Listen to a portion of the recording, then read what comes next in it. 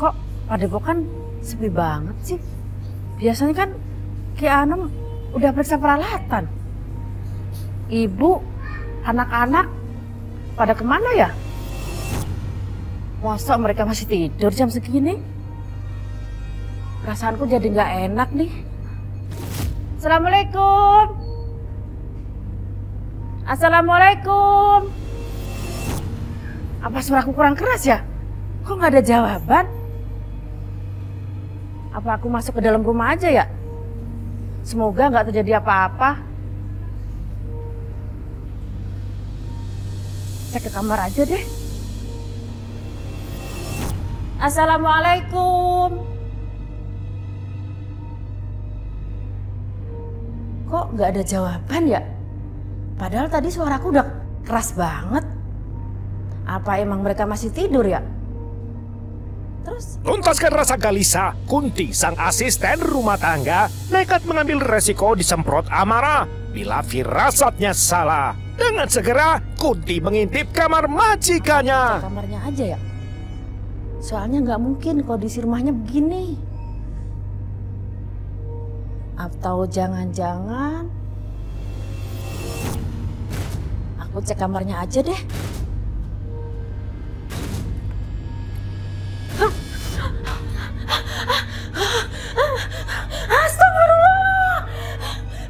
Lidahnya keluh tak bisa berkata-kata ketika Kunti berhadapan muka dengan malapetaka. Astagfirullah.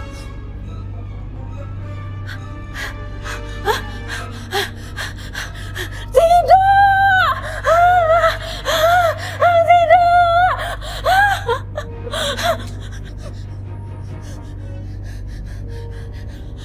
Halo Pak Polisi, lapor Pak. Ini Ki Anom dibunuh. Istrinya, anaknya, dan juga cucunya, Pak. Tolong, Pak, tolong. Tetap ikuti ceritanya, Raja Patikan kembali selepas jeda.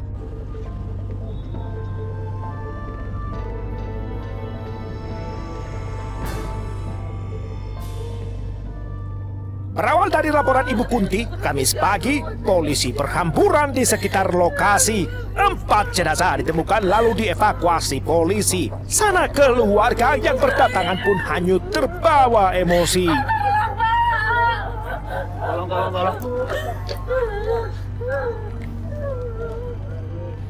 Anak dan kerabat korban terus meratapi, sebab duduk perkaranya 4 nyawa keluarga terkasih masih menjadi misteri.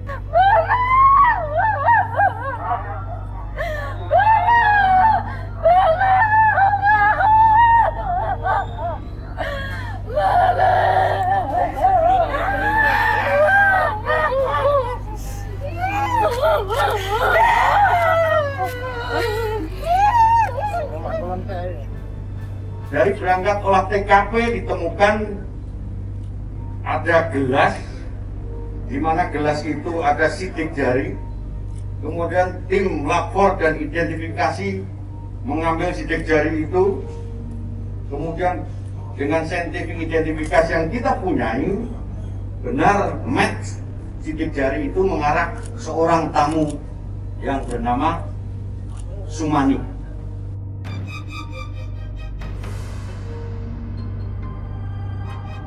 Bekti itu dulu kan mantan pegawai penerangan, jadi sekarang mengelola usaha ini, usaha gamelan. Ya sini kan tempat untuk juga untuk apa itu, untuk sanggar latihan tari dan latihan ini gamelan. Jadi setahu di lingkungan ya baik-baik saja, tidak ada masalah. Setiap hari juga ada aktivitas dong? Malam minggu untuk latihan. Latihan malam minggu. Malam minggu. Tapi ya kadang ada.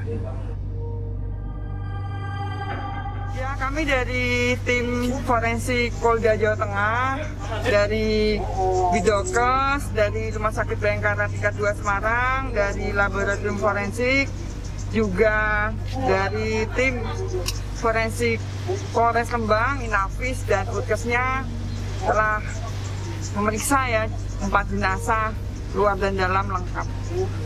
Dan dari keseluruhan jenazah memang kita temukan seluruhnya karena kekerasan benda tumpul di bagian kepala. Di bagian tubuh lain tidak ada tanda kekerasan dan memang sepertinya korban dikenai kekerasan benda tumpul tersebut dalam keadaan istirahat, jadi tidak tahu karena tidak ada tanda perlawanan. Kemudian dari TKP diberangkatkan hasil otopsi meninggalnya korban akibat senjata tajam dan tumpul.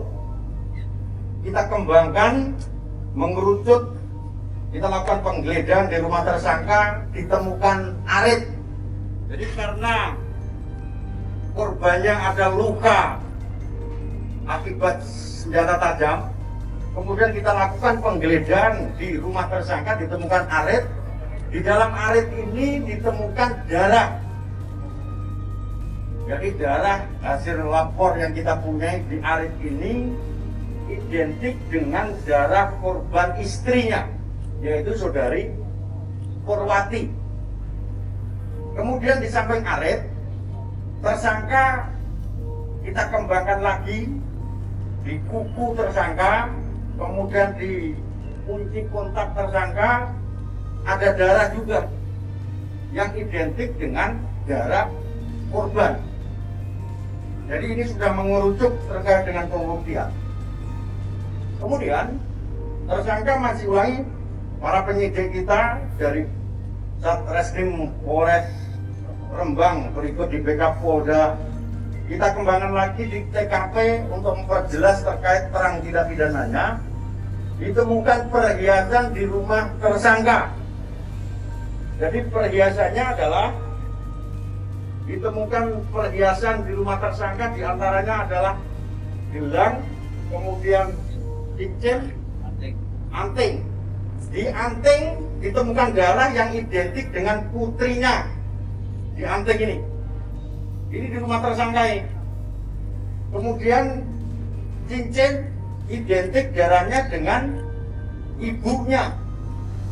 Artinya sudah match bahwa yang bersangkutan mengambil dengan paksa, mencuri dengan paksa pada saat pelaku melakukan upaya paksa terkait dengan pembunuhan, kemudian dibawa pulang dan ditemukan di TKP rumah tersangka.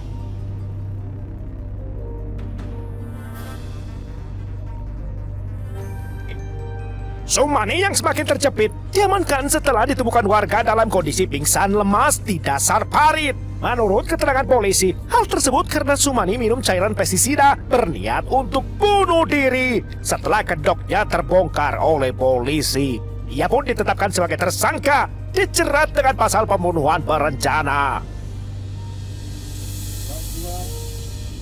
Puncak peristiwa 6 Oktober 2021 ketika Majelis Hakim Pengadilan Negeri Rembang membacakan putusan dengan amarnya menyatakan terdakwa Sumani terbukti bersalah melakukan tindak pidana pembunuhan berencana merenggut 4 nyawa 1 keluarga, sehingga majelis menjatuhkan hukuman pidana mati terhadap terdakwa. Atas putusan tersebut, terdakwa Sumani mengajukan naik banding ke pengadilan tinggi.